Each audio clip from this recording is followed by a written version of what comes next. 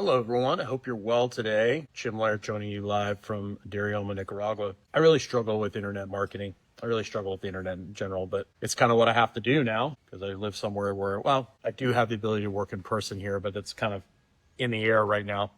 But here I am. So what I thought it would be fun would be to play a little game. Elon Musk's got his new Grok, I guess it's called Grok, and I happen to have it. I actually use it. I think, I don't know what to think about AI. I know that in time, it's going to take a lot of people's jobs, especially if you don't know how to use it properly. I do think there is a silver lining for somebody like me. Once you learn how to use it, once you learn how to automate some things, I can spend a lot more time outside doing stuff I want to do and less time in front of the screen, which is kind of a weird, with me, with marketing, everything I'm trying to do, I really don't care about views. I really don't care about clicks. I really don't care about being popular. I really just, if I can help a few people, that's all I really care about, and give people and learn from some of the mistakes I've made and some of the hard lessons that I've had to learn. So that's basically my number one goal, because obviously my social media is not going to get pushed out immensely because I'm constantly talking about getting off the phone, right? And the whole purpose of Instagram, YouTube, all of the things is to keep you on the platform so that you buy more stuff. And obviously I'm telling you to get off the phone. It's not that I'm totally against technology. Obviously I put myself in a situation where I have to work virtually. I really, that have to work virtually for the main part of my income. What I do want people to do is be a little smarter about their use of technology, particularly like what I'm doing right now, which is working outside and being in front of a screen outside. Now, what I think would be fun, and I think that needs to, I've tried living very, very minimalistically and with less technology. I definitely live a much simpler life than most people, but I found that I go insane there too. I like going to big cities. I like doing things in the city. I like going to malls, but I also like being in nature. I also like being quiet and calm. I like both, right? So I think you can do both. What's up, my man? How you doing? So what I thought it would be fun is to play a game with this new AI where I kind of ask it questions and we kind of have a conversation. So the first thing I'm going to put in here, because you hear about me talking about sunlight all the time. And, because of my own health issues, it helped me overcome digestive issues. I first got colitis. I was able to manage colitis through dietary change, stress management, et cetera, et cetera. I still had to be gluten-free. I'd have problems. If I ate gluten, it would bother me. When I later on got a staph infection from a pedicure where I changed my lifestyle, my digestive problems went away completely, to the point where now I can pretty much eat whatever I want. I don't eat a lot of gluten. I mean, I kind of have to here in Nicaragua sometimes, but my digestive problems have completely gone away since I started getting more sun in my life. So let's ask Grok, how does sunlight affect gut microbiome and digestive system? So boom, that's the question. Chewing on it. Chew, chew, chew. These are some scary times. I would say, make sure you learn how to fix things, and then also learn how to talk and use AI so that you're not one of the people that is just replaced. So why is this being so slow? It's chewing on it immensely. So we'll just sit here and wait for it to come up with an answer. Hope you're having a good day today. How does sunlight affect gut microbiome and digestive system? Obviously it's thinking. I probably should have done this before I started the live, huh? Oh well, you live and you learn, right? I do have a call with my women's group, a coffee call this evening actually. It's at 4:30. No, it's at 6 p.m. Eastern. And you have to be part of the group. So if you join, go to vitalitysisterhood.com and you join that group, you can get in on that call. And you just basically join the group, and then you click on the Zoom link in the calendar, and you'll be able to join the call. And Grok is still, oh, here we go. Sunlight impact, it's going through. It's going through all its research. The nice thing about this system is it goes through and scrapes the internet for studies, all sorts of stuff. So when you do some research on here, you can list all of your studies. Because I really try to keep things simple for people. I really try not to get into the details. I'm more of a let's get it done, what we have to do kind of guy. But a lot of people's habits are 5 fundamental habits are for your overall health. So it's working. Most people drastically underestimate the power of simple things. And they are basically chasing all of these fancy things, and rightly so. The internet markets fancy things. People want to sell stuff, and I don't blame them. So people can fix something with a pill or a simple, supplement or whatever, a peptide.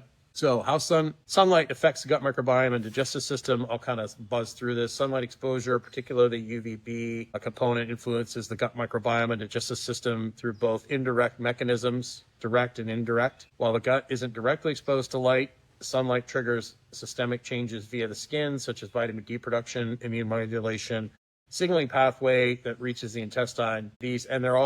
There is studies now, Huberman talked about the other day, that sunlight penetrates your entire body and actually helps give your mitochondria energy. So I'm sure if I asked it a follow-up question, it would be like, oh yeah, there is light that basically affect the microbiome. Where skin response to sunlight alter gut bacteria. So they've kind of figured out, okay, people that get more sun have better gut bacteria. The gut bacteria in South America, Central America, where I am, looks totally different than northern cultures.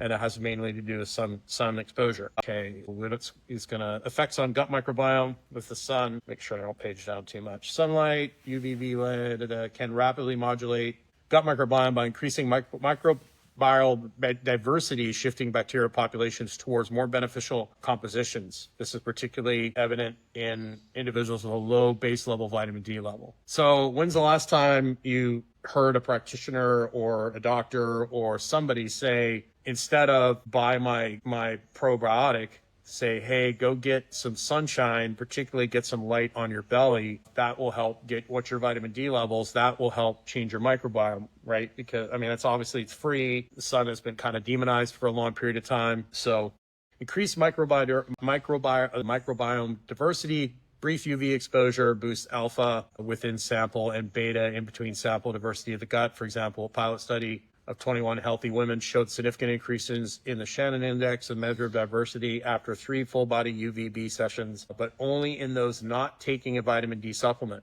So it improved only in the group that wasn't taking the supplement. This suggests sunlight's effects are more pronounced than vitamin D deficient. So it's not just the vitamin D, it's actually the light itself that's changing the gut microbiome. UVB exposure enriches certain beneficial bacteria while reducing others. And I'll just, it gets into like increases the good stuff, decreases the bad stuff. I'm not going to read it off verbatim. You can type it in yourself if you want to do that. And it talks about hunter-gatherers, people that spend their entire life out in nature in the equatorial sun and the effect on microbiome. And then it talks about building a solar callus and all that sort of stuff. And it always says, be careful going out in the sun. I think that's overplayed, but that's just my biased opinion. I think the biggest mistake people make with the sun is basically, it's kind of like they go run a marathon without training for it.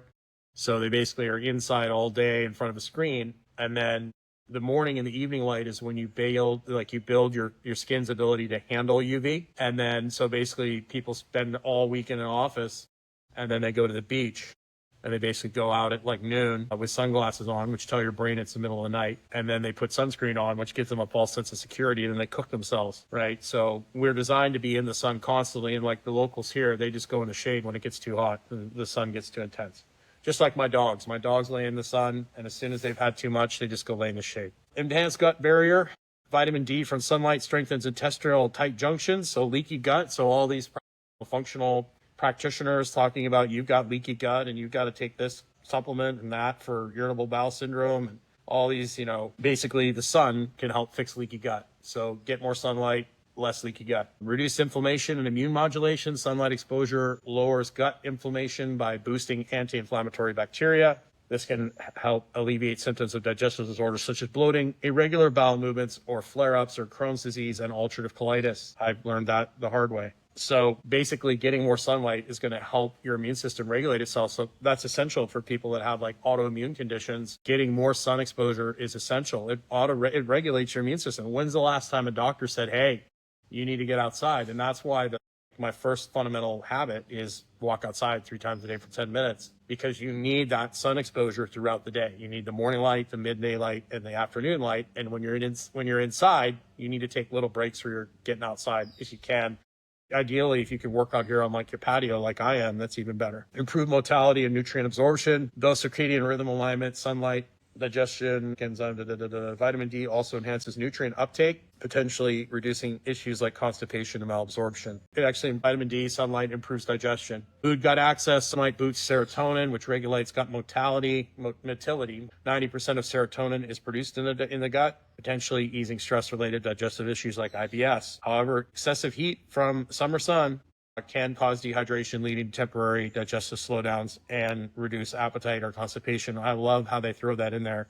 But on the other hand, if you get too much heat, which how many people spend too much time outside? I don't think, if anybody. I remember when I was in Lexington, there's some really simple ways you can get outside more. One of them, almost kicked the phone over.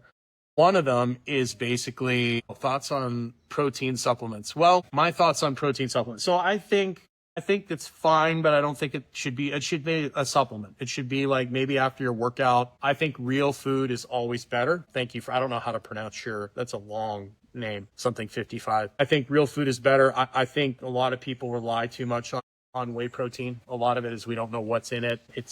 I think you're much better off with high quality beef, protein, chicken, fish, real food. But I think having it a couple times a week, after training and stuff is fine, particularly people that don't have a hard time getting enough protein in them, particularly ladies. But always go with real food. And then if you have it after your workout, I just think having it all the time, particularly if you're trying to change body composition or lose weight, liquid calories, it just makes it doesn't regulate your appetite quite as well as real food. And so people that drink their calories tend to eat more. It's great if you're trying to gain weight, but as far as like losing body fat, or depending on what your goals are. But I think after you train is a good time to have it because it's easily absorbed. But I think real food is always better. Mechanisms of action: vitamin D pathway, UV converts skin cholesterol into vitamin D. And I think that's why a lot of people today have really high cholesterol. They just don't go outside. And so they got all this cholesterol wandering around. Like what is it going to do? Because they're not getting the sun to convert it to vitamin D. It converts also to testosterone, which regulates the gut VDR, vitamin D receptors, to influence the microbiome composition, increase something, and support barrier function. So non-vitamin D pathway, there's a bunch of fancy receptors that I'm not even going to bother reading, but basically there's a non-pathway that helps facilitate the gut microbiome. Bidirectional gut-skin axis changes in one microbiome affect the other. UVB alters skin bacteria, sending signals to reshape the gut community. So you have bacteria on your skin as well. You have it in your mouth, everything. And so the sun affects the whole system. Health implications and recommendations. These effects suggest sunlight could help prevent and manage microbiome-related conditions like obesity, type 2 diabetes, IBD, and even mental health disorders via the gut-brain axis. Low sunlight exposure, indoor life may contribute to dysbiosis, digestive issues, while balanced exposure promotes homeostasis. Here's the practical advice they give. Aim for 10 to 30 minutes midday sun exposure, arms and face exposed several times a week, depending on skin type and location, to boost vitamin D without burning. Combined with a fiber-rich diet, Sunlight is limited. Consider UVB lamp. Well, that's really cool. They recommended that after consulting a doctor, of course. More research is needed to clarify dose and long-term effects. Disclaimer, this is not medical advice. Gronk does not give medical advice. Well, I would say the key for people with digestive issues would be more morning and evening sun exposure, and then increasing your afternoon exposure as you build your solar callus, and then using something like a D-Minder app. Let's see. Let's ask it, what are the side effects of an indoor life? What are the effects of an indoor life under fake light and in front of screen on digestive? Something's going on back there. There's got dogs and chickens and stuff, so there's always action here. What are the effects of it? Let's add the sedentary into this. An indoor sedentary life. So we know what the effects of sunlight are. Now let's look at the effects of no sunlight, which is what most people live their life now. I appreciate you tuning in and watching, and thanks for the question, by the way. I'm just chewing on it. While it's chewing on it, what I do is basically I batch my work. So I get up, I basically go for immediately take the dogs out. I go for a 10, 15-minute walk down the street to the road, hang out, turn around, walk back. I'm literally in like tan through shorts, so I'm getting full sun exposure everywhere. Come back, play with the dogs a little bit, move around. I think I jump on the rebounder for a little bit, and then I do a little bit of work, get some of the things that I have to get out of the way done, and then I go back out for a walk again after about an hour. Then my cleaning person arrives, then I have breakfast, and then I go for another walk, and then I do about an hour's worth of work, and usually I'll have some calls or something like that. But I'm constantly, like, after I'm done this, I don't have another event until right now it's 2:45, and I don't have another event till 4. So after I do this call, I will probably either go get in the pool or go for a walk. I really have liked doing like some really hard sprints and some real dynamic movement in the pool. That's been really good for me, especially for older guys like myself that lifted a lot of weights, heavy weights for years and years and years. I'm really compressed. So I really want to do some things to uncompress myself, so to speak. All right. Effects of an indoor sedentary lifestyle under artificial light and in front of screens on digestive health. And you can type all of this into Grok or ChatGPT if you want to. I talk a lot with these. They've actually got a pretty handy, and I think this technology is great. It's just most people have become slaves to it, where, I encourage you to use the machine, not let the machine use you. So there's a voice app, Gronk, that I have on my phone, and I chat back and forth with it about business, about questions, trend, all the sorts of things, like how I can, all the things. And it's actually quite helpful. So I'm not saying you need to turn into an Amish person. I'm just saying you need to get your ass outside every once in a while so that you don't, have a lot of these problems we're talking about. So effects of indoor sedentary lifestyle. An indoor sedentary lifestyle characterized by prolonged sitting, minimal physical activity, exposure to artificial light, LED, fluorescent bulbs, and excessive screen time, computers, phones emitting blue light, has been linked to several negative impacts on digestive health. These effects primarily stem from reduced gut motility, altered blood flow, microbiome dysbiosis, inflammation, disrupted circadian rhythms, with some mechanisms are indirect via systemic inflammatory or hormonal changes.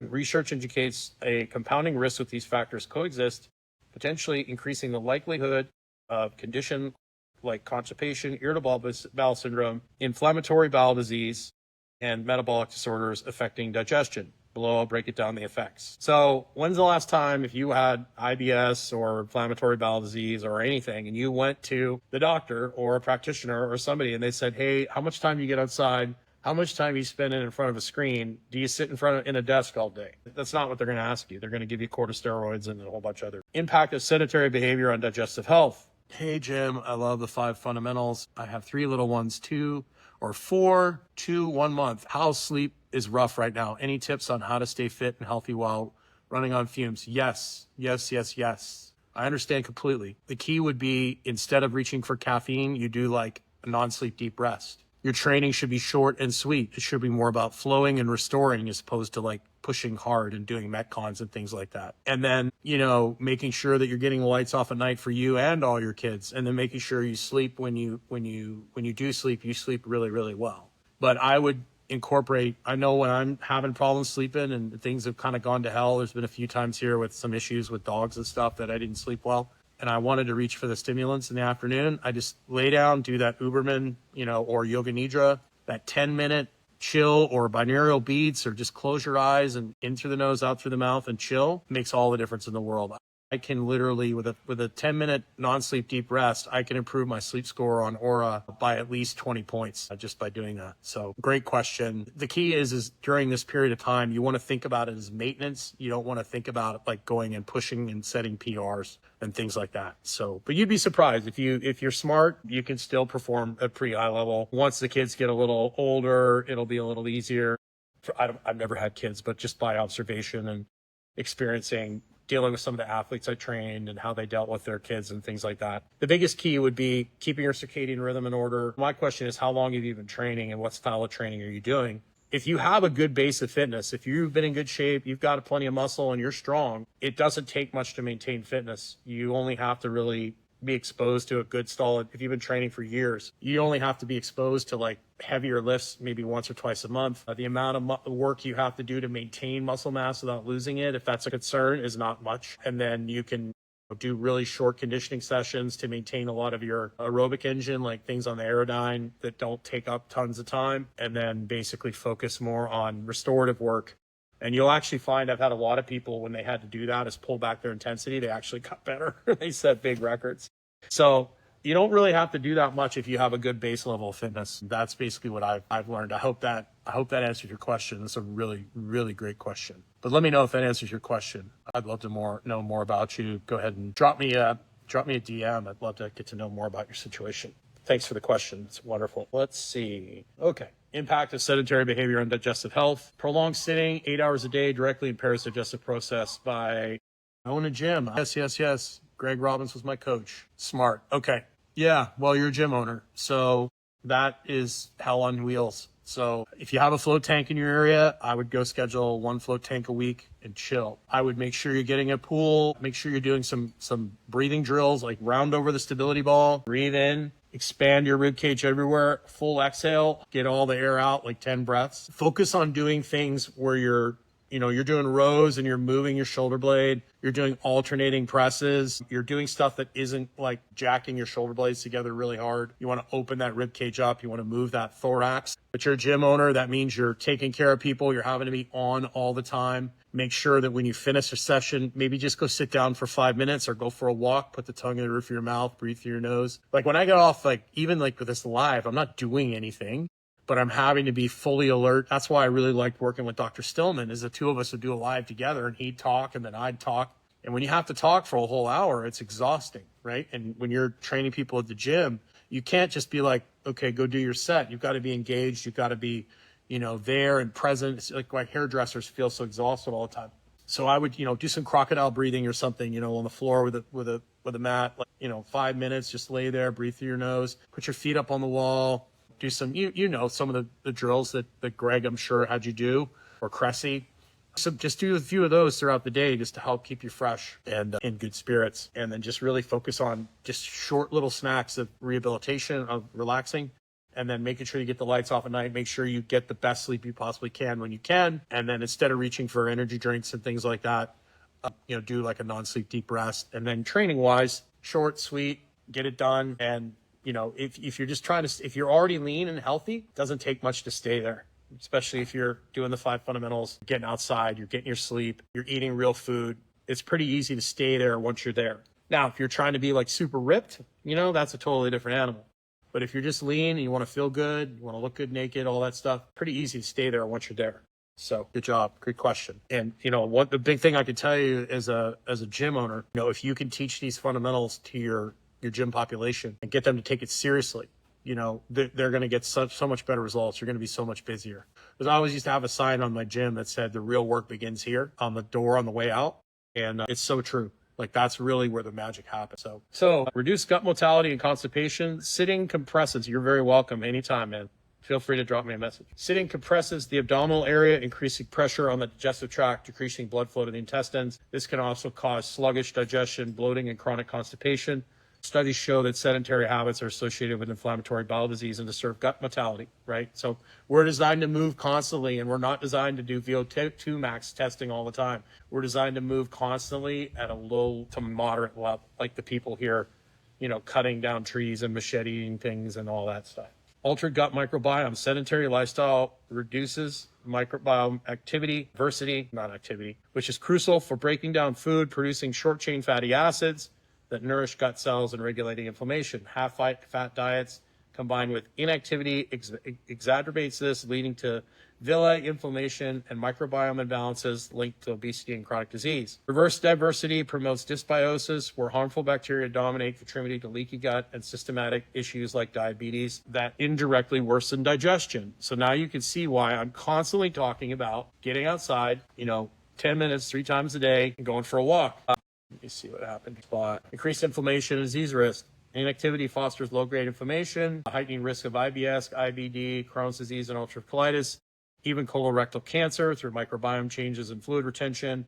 Exercise, in contrast, enhances microbiome composition to reduce these risks. Note that intense exercise can temporarily cause GI symptoms like nausea, diarrhea in some individuals, but moderate activities generally supports digestion. Impacts of artificial light and screen exposure on digestive health. Artificial light, particularly blue light, wavelength 460 to 480 nanometers from screens, LEDs, disrupts the body's circadian rhythm by suppressing melatonin production and mimicking daylight at inappropriate times. This misalignment affects gut's own clocks, which regulate digestion, microbial activity, and hormone release, circadian disruption, and gut dysbiosis. Chronic exposure to artificial light, exposure at night, alters gut microbiome composition, reducing diversity and promoting dysbiosis. This can lead to cholesterol dysregulation, lipid accumulation, and inflammation in the intestines. Blue light specifically changes bacterial population in the small intestine and potentially increase oxidative stress. In some cases, aiding development, chronic dose, shift work under artificial lights, for instance, is linked to higher IBD risk, and altered digestion due to microbiome shifts. Sleep and mood-related digestive issues. Blue light from screens interferes with sleep quality, creating a cycle that harms the gut-brain axis. Poor sleep exacerbates stress, which can trigger IBS symptoms like cramping, irregular bowels movements. Artificial light also suppresses melatonin, a hormone that supports gut motility. Metabolic and inflammatory effects. Prolonged blue light exposure promotes lipid accumulation in the gut via microbiome changes, contributing to non-alcohol fatty liver disease and related digestive problems like bloating and malabsorption.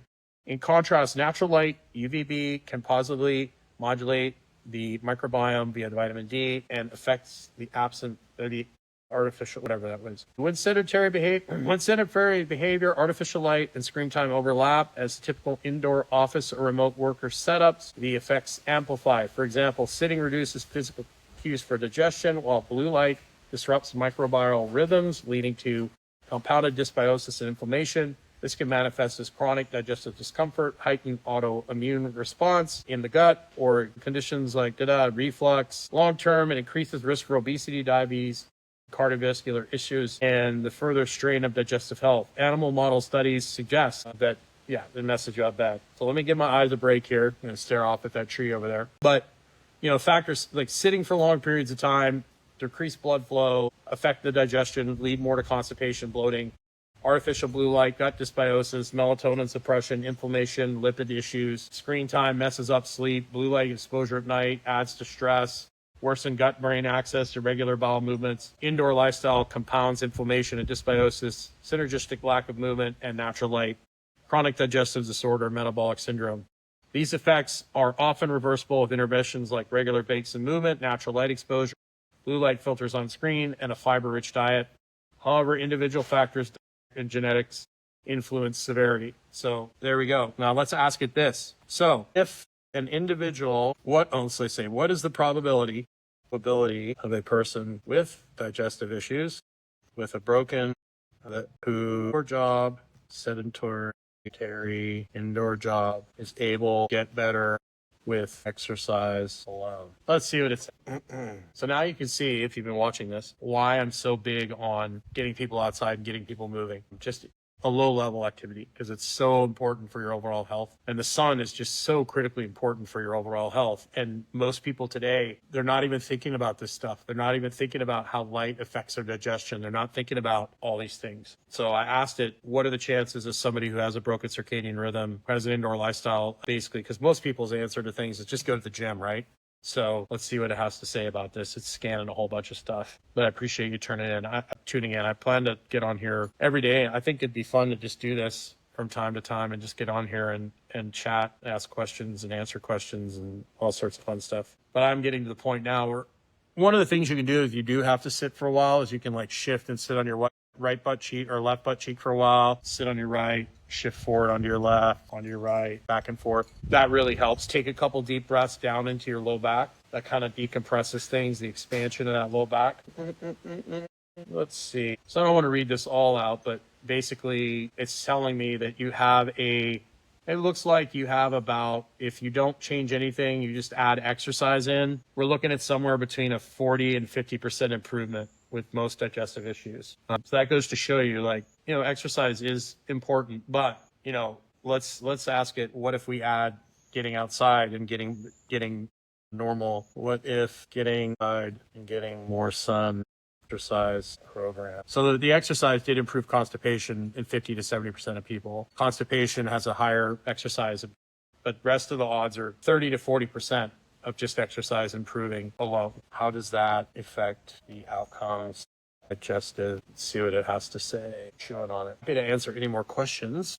If you're watching while we're waiting for this answer, we had a couple really good questions before. I don't know if it'll know the answer to this, but it's looking. I would say it dramatically increases the odds and the probability based on the people that I've worked with, because a lot of them that I've worked with, they were exercising really hard because they thought that would help them improve. And a lot of times you have to back the exercise off and then add in the sun and the stress management. All of a sudden things get way better. Let's see what it says. It says obviously exercising outdoors is even better. Doesn't give any percentages. Okay, so the previous outcome of 40 to 60% goes from that to 60 to 80%.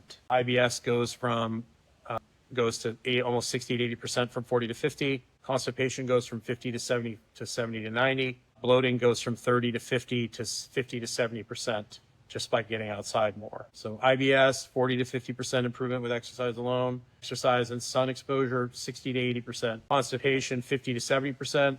Probability of outdoor exercise, 70 to 90%. Bloating and pain, 30 to 50%, 50 to 70% with exercise and sun. That's pretty wild, isn't it? Like, that's huge difference. So okay. Now that we know if the sun is so good for digestive health, why are so few people talking about it?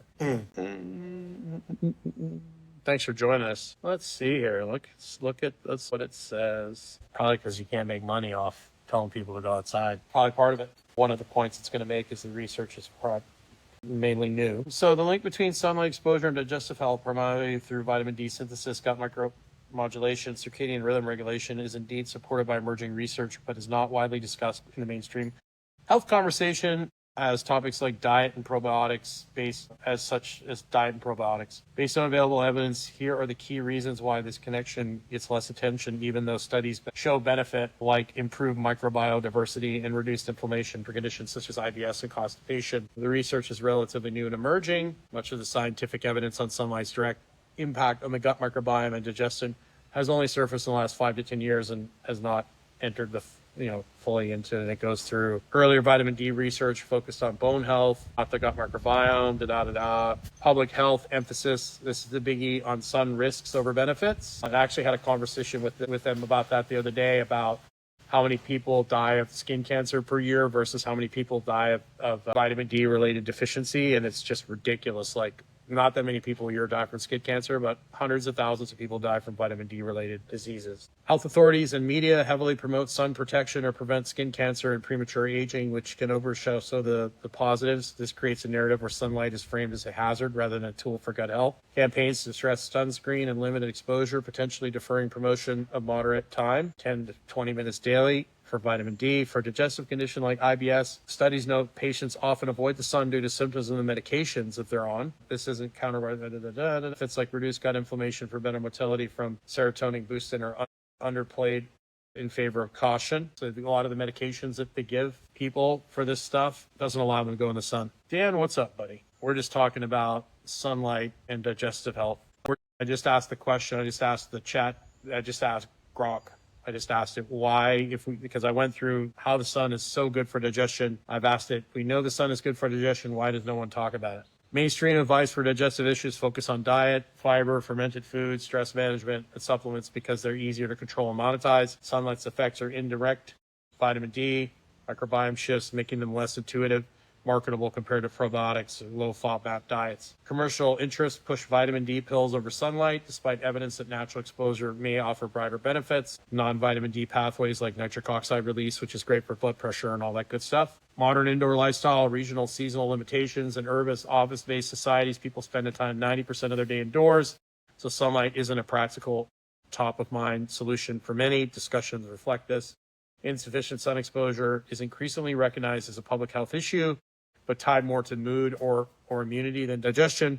In regions with limited sun, like northern latitudes or polluted areas, topic feels less relevant, and climate change factors like heat extremes can complicate benefits and quote unquote climate change. Let's see. I know people stay out of the sun because they're afraid of getting burnt. Yep, I agree.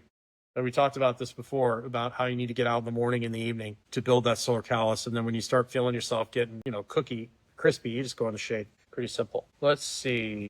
I got my phone back now, Dan. You can see that my video quality is much better. And why people are talking about it, just not everywhere. While it's not mainstream, rarely in general medicine or in doctor visits, niche communities, social media, and health influencers like me are increasingly highlighting it on X, formerly Twitter, emphasize sunning the belly for microbiome diversity, linking IBS, IBD. Threads discuss UVB, good for bacteria, red light for inflammation reduction, and overall gut-sun connection.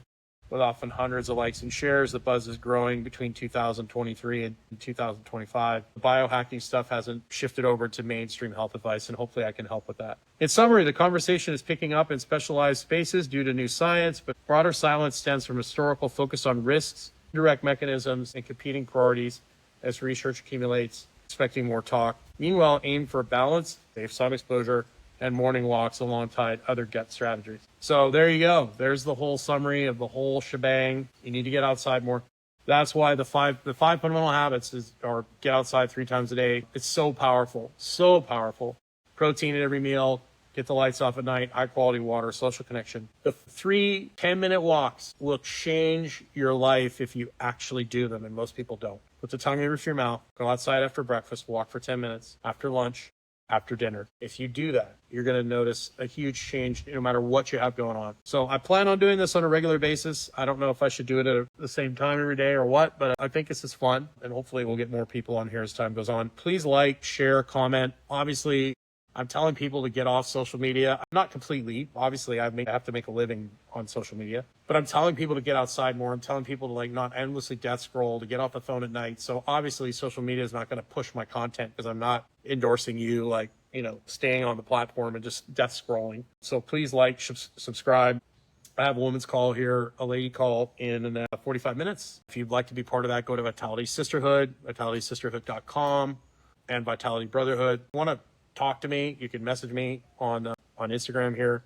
Be happy to chat with you. I do offer some individual coaching if you're looking for help on that. Nothing fancy schmancy. We're just going to do some basic stuff. So have yourself a great day. Make sure you take the time to get outside. And I'm going to go either get in the pool or go for a walk to make up for the time I just spent sitting here. So take care.